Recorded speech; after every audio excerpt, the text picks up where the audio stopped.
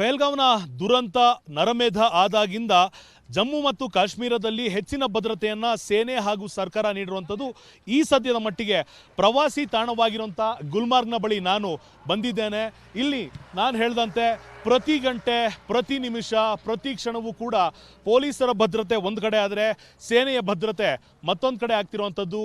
ಈ ಹಿಂದೆ ಕೂಡ ಪಹಲ್ಗಾಮ್ನಲ್ಲಿ ನಡೆದಂಥ ಇನ್ಸಿಡೆಂಟ್ ಏನಿದೆ ಅದು ಕೂಡ ಪ್ರವಾಸಿ ತಾಣದಲ್ಲಿ ಆದಂಥ ಒಂದು ದುರ್ಘಟನೆ ಆಗಿತ್ತು. ಇಂತಹ ದುರ್ಘಟನೆ ಮತ್ತೆ ಯಾವತ್ತೂ ನಡೀಬಾರ್ದು ಅನ್ನೋ ಕಾರಣದಿಂದಾಗಿ ಪ್ರವಾಸಿ ಸ್ಥಳದಲ್ಲಿ ತೆಗೆದುಕೊಂಡಿರುವಂಥ ಅಗತ್ಯ ಸೌಲಭ್ಯ ಆಗಿರ್ಬೋದು, ಅಗತ್ಯವಾದಂಥ ಒಂದು ಕೆಲಸವನ್ನು ನಾವು ನೋಡ್ತಾ ಇರೋವಂಥದ್ದು ಮುನ್ನೆಚ್ಚರಿಕಾ ಕ್ರಮ ಅಂತ ಹೇಳ್ಬೋದು. ಕೇವಲ ಜಮ್ಮು ಮತ್ತು ಕಾಶ್ಮೀರದ ಪೊಲೀಸರು ಮಾತ್ರ ಅಲ್ಲ, ಬಾರ್ಡರ್ ಸೆಕ್ಯೂರಿಟಿ ಫೋರ್ಸ್ನ ಅಧಿಕಾರಿಗಳು ಸಿಬ್ಬಂದಿ ಕೂಡ ಇಲ್ಲಿರುವಂಥದ್ದು. ಮತ್ತೊಂದು ಕಡೆ ವಾಹನಗಳು ಕೂಡ ಇಲ್ಲೇ ನಿಂತಿರುವಂಥದ್ದು. ಇಂಥ ವಾಹನಗಳಲ್ಲಿರುವಂಥ ಯೋಧರು ಹಾಗೂ ಪೊಲೀಸರು ಪ್ರತಿ ಗಂಟೆ ಪ್ರತಿ ನಿಮಿಷ ಕೂಡ ಇಲ್ಲಿ ಪ್ಯಾಟ್ರೋಲಿಂಗ್ ವ್ಯವಸ್ಥೆಯನ್ನು ಮಾಡ್ತಿರುವಂಥದ್ದು ಒಂದು ಕಡೆ ಆದರೆ, ಮತ್ತೊಂದು ಭಾಗದಲ್ಲಿ ನಾವು ನೋಡ್ತಾ ಇರೋಂಥದ್ದು ಇಲ್ಲಿರುವಂಥ ಅಷ್ಟೂ ವಾಹನಗಳು ಅಲ್ಲಿಗೆ ದ್ವಿಚಕ್ರ ವಾಹನವನ್ನು ಕೂಡ ಪರಿಶೀಲನೆಯನ್ನು ಮಾಡ್ತಾರೆ. ಆತನ ವಾಹನದಲ್ಲಿ ಏನಿದೆ ಅಂತ ತೆಗೆಸಿ ನೋಡುವಂಥ ಕೆಲಸವನ್ನು ಮಾಡ್ತಿರುವಂಥ ನೇರ ದೃಶ್ಯಾವಳಿಯನ್ನು ನೋಡ್ತಾ ಇದ್ದೇವೆ. ಕಾರಣ ಏನು ಅಂತ ನೋಡಿದಾಗ ಪಹಲ್ಗಾಮ್ನಲ್ಲಿ ಒಂದಿಷ್ಟು ಆರ್ಮ್ಸ್ ಆಗಿರ್ಬೋದು, ಅಮ್ಯುನಿಷನ್ಗಳಾಗಿರ್ಬೋದು, ಗನ್ಗಳಾಗಿರ್ಬೋದು ಎಲ್ಲಿಂದ ಬಂತು ಅನ್ನೋದು ಖಾತ್ರಿ ಯಾರಿಗೂ ಇರಲಿಲ್ಲ. ಆ ಕಾರಣದಿಂದ ದ್ವಿಚಕ್ರ ವಾಹನದ ಸವಾರರಿರ್ಬೋದು, ಕಾರ್ಗಳಲ್ಲಿ ಬರ್ತಿರುವಂಥ ಸ್ಥಳೀಯರಿರಬಹುದು, ಪ್ರವಾಸಿಗರಿರ್ಬೋದು, ವಾಹನವನ್ನು ಚೆಕ್ ಮಾಡ್ತಾರೆ, ಚಾಲಕನ ಡ್ರೈವಿಂಗ್ ಲೈಸೆನ್ಸನ್ನು ಚೆಕ್ ಮಾಡ್ತಾರೆ. ಒಳಗೆ ಕೂತಿರುವಂಥ ಎಲ್ಲರ ಒಂದು ಸರ್ಕಾರಿ ದಾಖಲೆಗಳಂದರೆ ಸಾಮಾನ್ಯವಾಗಿ ಹೇಳೋದಾದರೆ ID ಪ್ರೂಫನ್ನು ಚೆಕ್ ಮಾಡಿ ಆತನೇ ನಿಜವಾಗ್ಲೂ IDಯಲ್ಲಿರೋವಂಥನೇ ವ್ಯಕ್ತಿನೇ ಬಂದಿದ್ದಾನಂತ ಪರಿಶೀಲನೆಯನ್ನು ಮಾಡಿ ಅದಾದ ನಂತರವಷ್ಟೇ ಅವರನ್ನು ಮುಂದೆ ಕಳಿಸುವಂಥ ಕೆಲಸವನ್ನು ಇಲ್ಲಿರುವಂಥ BSF ಯೋಧರು ಹಾಗೂ ಪೊಲೀಸರು ಮಾಡ್ತಿರುವಂಥದ್ದು. ಕೇವಲ ಪ್ರವಾಸಿಗರು ಮಾತ್ರವಲ್ಲ, ಪ್ರತಿನಿತ್ಯ ಓಡಾಡುವಂಥ ಸ್ಥಳೀಯರನ್ನು ಕೂಡ ಪರಿಶೀಲನೆಯನ್ನು ಮಾಡ್ತಿರುವಂಥದ್ದು.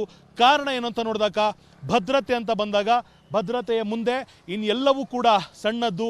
ಆ ಕಾರಣದಿಂದ ಮತ್ತೊಮ್ಮೆ ನಾನು ಹೇಳಿದಂತೆ ಮತ್ತೊಂದು ರೌಂಡ್ ಇಲ್ಲಿ ಪೊಲೀಸರು ಓಡಾಡ್ತಿರೋದನ್ನು ನೋಡ್ತಾ ಇದ್ದೀವಿ. ಹದ್ದಿನ ಕಣ್ಣನ್ನು ಇಟ್ಟಿದ್ದಾರೆ. ಗಸ್ತು ಕಂಟಿನ್ಯೂ ಆಗ್ತಲೇ ಇದೆ. ಮತ್ತು ಯಾವತ್ತೂ ಕೂಡ ಇತಿಹಾಸದಲ್ಲಿ ಸೇರಿರುವಂಥ ಈ ಒಂದು ದುರ್ಘಟನೆ ಭವಿಷ್ಯದಲ್ಲಿ ಎಂದೂ ಆಗಬಾರ್ದು ಅನ್ನೋದು ಕಾರಣದಿಂದಾಗಿ ಅನೇಕ ಕ್ರಮಗಳನ್ನ ತೆಗೆದುಕೊಂಡಿದ್ದಾರೆ. ನಾನು ಈ ಸದ್ಯದ ಮಟ್ಟಿಗೆ ನನ್ನ ತಂಡದ ಜೊತೆ ಗುಲ್ಮಾರ್ಗ್ನಿಂದ ನಿಮಗಾಗಿ ಈ ಚಿತ್ರಣವನ್ನು ತೋರಿಸ್ತಾ ಇರುವಂಥದ್ದು. ಇದು ಕೇವಲ ಒಂದು ದಿನದ ಕೆಲಸ ಅಲ್ಲ, ಪ್ರತಿ ಕ್ಷಣ ಇದು ಕಂಟಿನ್ಯೂ ಆಗ್ತಾ ಇದೆ. ಮತ್ತೆ ಉಳಿದ ಅನೇಕ ಸೂಕ್ಷ್ಮ ಪ್ರದೇಶಗಳಲ್ಲೂ ಇದಕ್ಕಿಂತ 10ರಷ್ಟು 100ರಷ್ಟು ಸೇನೆಯನ್ನು ನಿಯೋಜನೆಗೊಳಿಸಲಾಗಿದೆ. ಆದರೆ ಭದ್ರತಾ ದೃಷ್ಟಿಯಿಂದ ನಾವು ನಿಮಗೆ ಅದನ್ನು ತೋರಿಸಲಿಕ್ಕಿಲ್ಲ. ಆದರೆ ಟೂರಿಸ್ಟ್ ಸ್ಪಾಟ್ನಲ್ಲಿರುವಂಥ ಸೆಕ್ಯೂರಿಟಿಯ ಚಿತ್ರಣವನ್ನು ನೀವು ನೋಡಿದ್ದೀರಾ. ನಾನು ಅಭಿಷೇಕ್, ಕ್ಯಾಮ್ರಾ ಪರ್ಸನ್ ಮಂಜುನಾಥ್ ಜೊತೆ ಕಾಶ್ಮೀರದಿಂದ ರಿಪಬ್ಲಿಕ್ ಕನ್ನಡಕ್ಕಾಗಿ.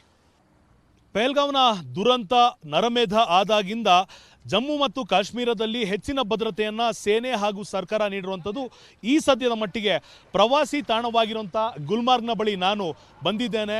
ಇಲ್ಲಿ ನಾನು ಹೇಳಿದಂತೆ ಪ್ರತಿ ಗಂಟೆ ಪ್ರತಿ ನಿಮಿಷ ಪ್ರತಿ ಕ್ಷಣವೂ ಕೂಡ ಪೊಲೀಸರ ಭದ್ರತೆ ಒಂದು ಕಡೆ ಆದರೆ ಸೇನೆಯ ಭದ್ರತೆ ಮತ್ತೊಂದು ಕಡೆ ಆಗ್ತಿರುವಂಥದ್ದು. ಈ ಹಿಂದೆ ಕೂಡ ಪಹಲ್ಗಾಮ್ನಲ್ಲಿ ನಡೆದಂಥ ಇನ್ಸಿಡೆಂಟ್ ಏನಿದೆ ಅದು ಕೂಡ ಪ್ರವಾಸಿ ತಾಣದಲ್ಲಿ ಆದಂಥ ಒಂದು ದುರ್ಘಟನೆ ಆಗಿತ್ತು. ಇಂತಹ ದುರ್ಘಟನೆ ಮತ್ತೆ ಯಾವತ್ತೂ ನಡೀಬಾರ್ದು ಅನ್ನೋ ಕಾರಣದಿಂದಾಗಿ ಪ್ರವಾಸಿ ಸ್ಥಳದಲ್ಲಿ ತೆಗೆದುಕೊಂಡಿರುವಂಥ ಅಗತ್ಯ ಸೌಲಭ್ಯ ಆಗಿರ್ಬೋದು, ಅಗತ್ಯವಾದಂಥ ಒಂದು ಕೆಲಸವನ್ನು ನಾವು ನೋಡ್ತಾ ಇರೋವಂಥದ್ದು ಮುನ್ನೆಚ್ಚರಿಕಾ ಕ್ರಮ ಅಂತ ಹೇಳ್ಬೋದು. ಕೇವಲ ಜಮ್ಮು ಮತ್ತು ಕಾಶ್ಮೀರದ ಪೊಲೀಸರು ಮಾತ್ರ ಅಲ್ಲ, ಬಾರ್ಡರ್ ಸೆಕ್ಯೂರಿಟಿ ಫೋರ್ಸ್ನ ಅಧಿಕಾರಿಗಳು ಸಿಬ್ಬಂದಿ ಕೂಡ ಇಲ್ಲಿರುವಂಥದ್ದು. ಮತ್ತೊಂದು ಕಡೆ ವಾಹನಗಳು ಕೂಡ ಇಲ್ಲೇ ನಿಂತಿರುವಂಥದ್ದು. ಇಂಥ ವಾಹನಗಳಲ್ಲಿರುವಂಥ ಯೋಧರು ಹಾಗೂ ಪೊಲೀಸರು ಪ್ರತಿ ಗಂಟೆ ಪ್ರತಿ ನಿಮಿಷ ಕೂಡ ಇಲ್ಲಿ ಪ್ಯಾಟ್ರೋಲಿಂಗ್ ವ್ಯವಸ್ಥೆಯನ್ನು ಮಾಡ್ತಿರುವಂಥದ್ದು ಒಂದು ಕಡೆ ಆದರೆ, ಮತ್ತೊಂದು ಭಾಗದಲ್ಲಿ ನಾವು ನೋಡ್ತಾ ಇರೋಂಥದ್ದು ಇಲ್ಲಿರುವಂಥ ಅಷ್ಟೂ ವಾಹನಗಳು ಅಲ್ಲಿಗೆ ದ್ವಿಚಕ್ರ ವಾಹನವನ್ನು ಕೂಡ ಪರಿಶೀಲನೆಯನ್ನು ಮಾಡ್ತಾರೆ. ಆತನ ವಾಹನದಲ್ಲಿ ಏನಿದೆ ಅಂತ ತೆಗೆಸಿ ನೋಡುವಂಥ ಕೆಲಸವನ್ನು ಮಾಡ್ತಿರುವಂಥ ನೇರ ದೃಶ್ಯಾವಳಿಯನ್ನು ನೋಡ್ತಾ ಇದ್ದೇವೆ. ಕಾರಣ ಏನು ಅಂತ ನೋಡಿದಾಗ ಪಹಲ್ಗಾಮ್ನಲ್ಲಿ ಒಂದಿಷ್ಟು ಆರ್ಮ್ಸ್ ಆಗಿರ್ಬೋದು, ಅಮ್ಯುನಿಷನ್ಗಳಾಗಿರ್ಬೋದು, ಗನ್ಗಳಾಗಿರ್ಬೋದು ಎಲ್ಲಿಂದ ಬಂತು ಅನ್ನೋದು ಖಾತ್ರಿ ಯಾರಿಗೂ ಇರಲಿಲ್ಲ. ಆ ಕಾರಣದಿಂದ ದ್ವಿಚಕ್ರ ವಾಹನದ ಸವಾರರಿರ್ಬೋದು, ಕಾರ್ಗಳಲ್ಲಿ ಬರ್ತಿರುವಂಥ ಸ್ಥಳೀಯರಿರಬಹುದು, ಪ್ರವಾಸಿಗರಿರ್ಬೋದು, ವಾಹನವನ್ನು ಚೆಕ್ ಮಾಡ್ತಾರೆ, ಚಾಲಕನ ಡ್ರೈವಿಂಗ್ ಲೈಸೆನ್ಸನ್ನು ಚೆಕ್ ಮಾಡ್ತಾರೆ.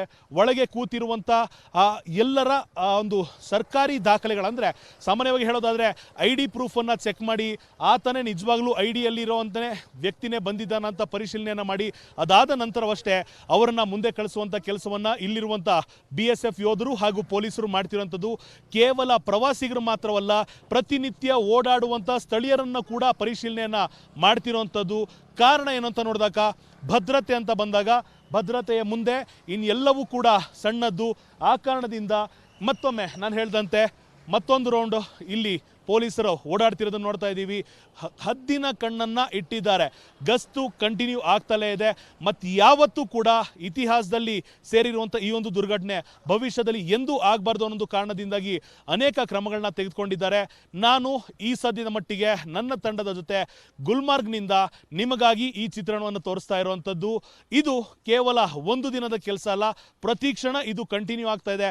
ಮತ್ತೆ ಉಳಿದ ಅನೇಕ ಸೂಕ್ಷ್ಮ ಪ್ರದೇಶಗಳಲ್ಲೂ ಇದಕ್ಕಿಂತ 10ರಷ್ಟು 100ರಷ್ಟು ಸೇನೆಯನ್ನು ನಿಯೋಜನೆಗೊಳಿಸಲಾಗಿದೆ. ಆದರೆ ಭದ್ರತಾ ದೃಷ್ಟಿಯಿಂದ ನಾವು ನಿಮಗೆ ಅದನ್ನು ತೋರಿಸಲಿಕ್ಕಿಲ್ಲ. ಆದರೆ ಟೂರಿಸ್ಟ್ ಸ್ಪಾಟ್ನಲ್ಲಿರುವಂಥ ಸೆಕ್ಯೂರಿಟಿಯ ಚಿತ್ರಣವನ್ನು ನೀವು ನೋಡಿದ್ದೀರಾ. ನಾನು ಅಭಿಷೇಕ್, ಕ್ಯಾಮ್ರಾ ಪರ್ಸನ್ ಮಂಜುನಾಥ್ ಜೊತೆ ಕಾಶ್ಮೀರದಿಂದ ರಿಪಬ್ಲಿಕ್ ಕನ್ನಡಕ್ಕಾಗಿ.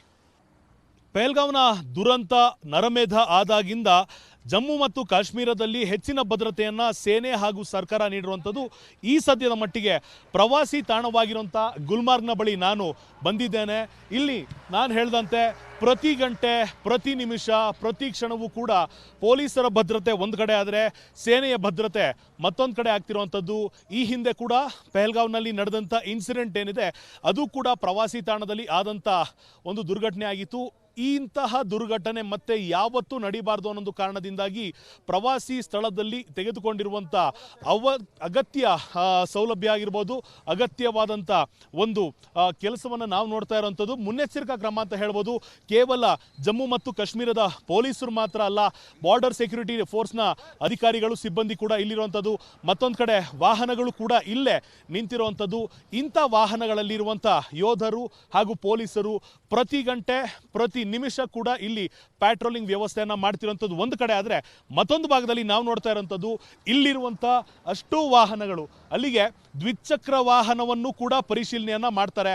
ಆತನ ವಾಹನದಲ್ಲಿ ಏನಿದೆ ಅಂತ ತೆಗೆಸಿ ನೋಡುವಂಥ ಕೆಲಸವನ್ನು ಮಾಡ್ತಿರುವಂಥ ನೇರ ದೃಶ್ಯಾವಳಿಯನ್ನು ನೋಡ್ತಾ ಇದ್ದೇವೆ. ಕಾರಣ ಏನು ಅಂತ ನೋಡಿದಾಗ ಪಹಲ್ಗಾಮ್ನಲ್ಲಿ ಒಂದಿಷ್ಟು ಆರ್ಮ್ಸ್ ಆಗಿರ್ಬೋದು, ಅಮ್ಯುನಿಷನ್ಗಳಾಗಿರ್ಬೋದು, ಗನ್ಗಳಾಗಿರ್ಬೋದು ಎಲ್ಲಿಂದ ಬಂತು ಅನ್ನೋದು ಖಾತ್ರಿ ಯಾರಿಗೂ ಇರಲಿಲ್ಲ. ಆ ಕಾರಣದಿಂದ ದ್ವಿಚಕ್ರ ವಾಹನದ ಸವಾರರಿರ್ಬೋದು, ಕಾರ್ಗಳಲ್ಲಿ ಬರ್ತಿರುವಂಥ ಸ್ಥಳೀಯರಿರಬಹುದು, ಪ್ರವಾಸಿಗರಿರ್ಬೋದು, ವಾಹನವನ್ನು ಚೆಕ್ ಮಾಡ್ತಾರೆ, ಚಾಲಕನ ಡ್ರೈವಿಂಗ್ ಲೈಸೆನ್ಸನ್ನು ಚೆಕ್ ಮಾಡ್ತಾರೆ.